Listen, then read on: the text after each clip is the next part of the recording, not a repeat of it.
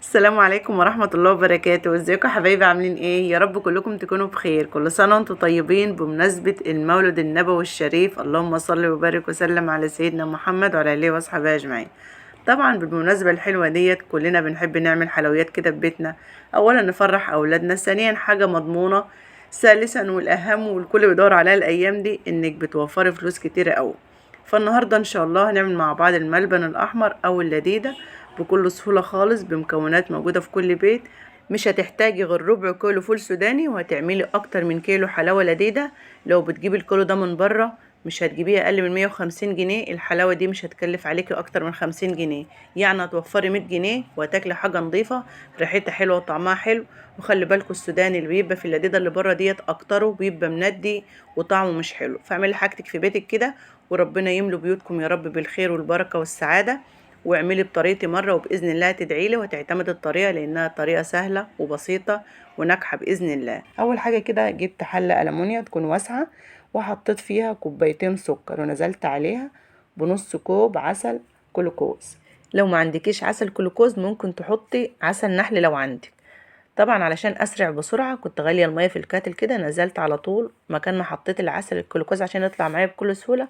حطيت الميه السخنه، كل اللي في الكوبايه طلع معايا بكل سهوله. فانت بتحط كوبايتين سكر عليهم كوبايتين ميه مغليين، وما تخافيش لما تغلي الميه مش هيحصل اي مشاكل خالص.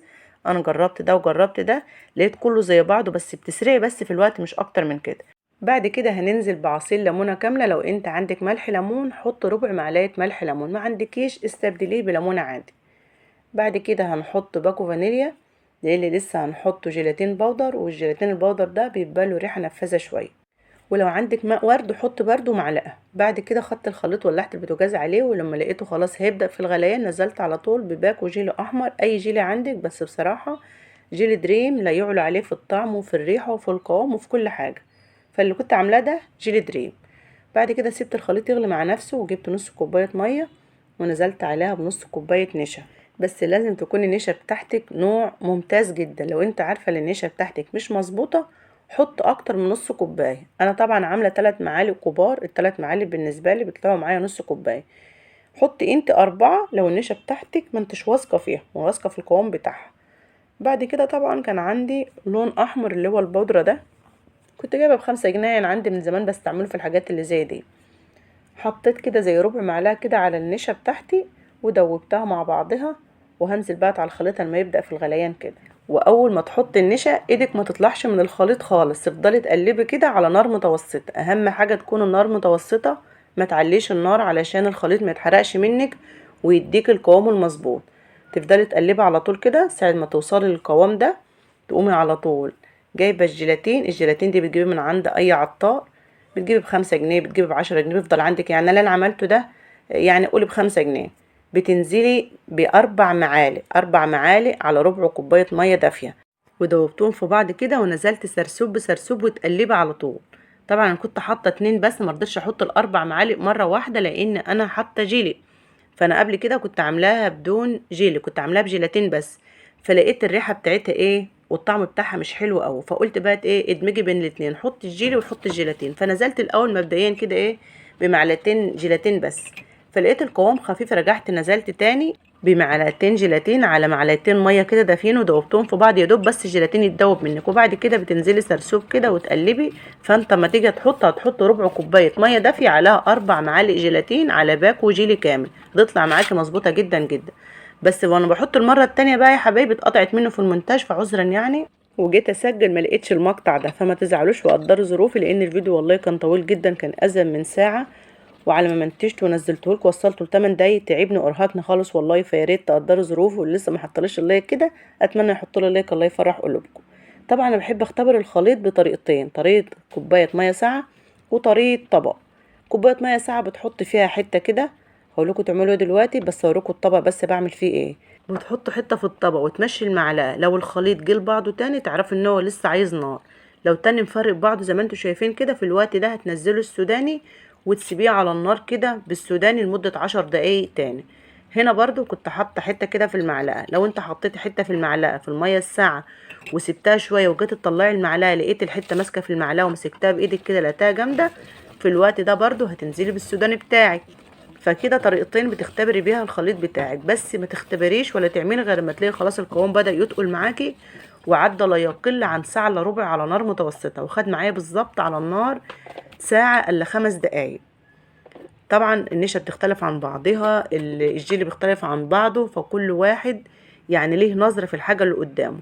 بعد كده طبعا جبت علبة كده، حطيت فيها كيس ودهنته زيت، وقمت نازله بالخليط بتاعي على طول وهو لسه سخن. طبعا انا كنت حاطه كيس اللي هو الكيس الحراري ده ضعيف جدا وهيتعبني جدا وانا بطلع، فلما تحط كيس حراري نضيف من اللي هو التقيل، او تحط كيسة اكل نضيفة.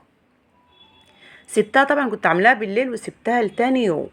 هنا وزنتها معاكم بقى، ما شاء الله طلعت معايا اكتر من كيلو حلاوه. يعني الكيلو الحلاوه ده تلاقيه دلوقتي عامل له 100 جنيه، لا يقل عن 100 جنيه، لان بصراحه السكر دخل على 40 جنيه، والحلاوه دي غاليه بصراحه يعني.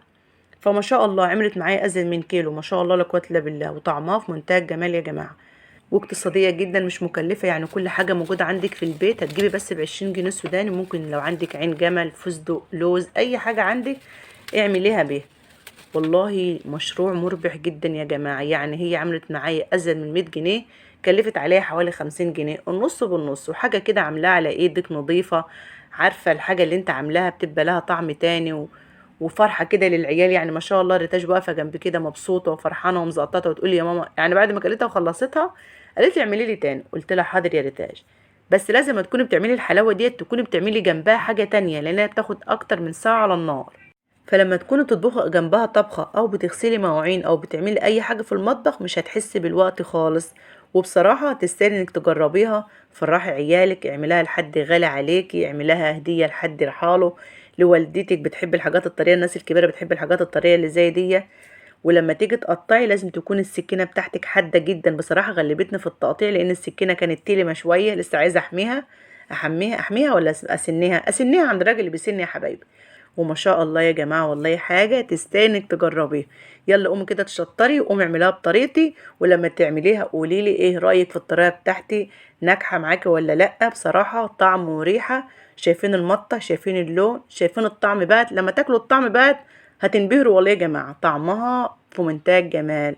لا تقوليلي جاهزة ولا تقوليلي اي طريقة شفتها قبل كده، انا عاملة كل الطرق، حطها في الطريقة بتاعتي. يعني حاطة الجيلي، حاطة الجيلاتين، حاطه الفانيليا، حاطه الحاجات اللي بتخلي طعمها حلو، عاملاها بالطريقه الصح عشان تطلع مطه معاكي وطعمها حلو. وكنت هنا بقول لكم اعملوا لايك يا جماعه. يلا انتوا انا والبت توته فرحونا كده، وتوته فرحانه ازاي وعايزاها تاني. ان شاء الله اعملها لكم مره تانية باذن الله، بس بمكسرات تانية بقى. وكده الفيديو خلص يا حبايبي. لو عجبكم الله يفرح قلوبكم وتكون بالصحه والعافيه على قلوبكم، تعملوا اللايك. والناس الجديده اللي اول مره تنورني اتمنى تشترك في قناتي. دمتم في رعايه الله وامنه، والسلام عليكم ورحمه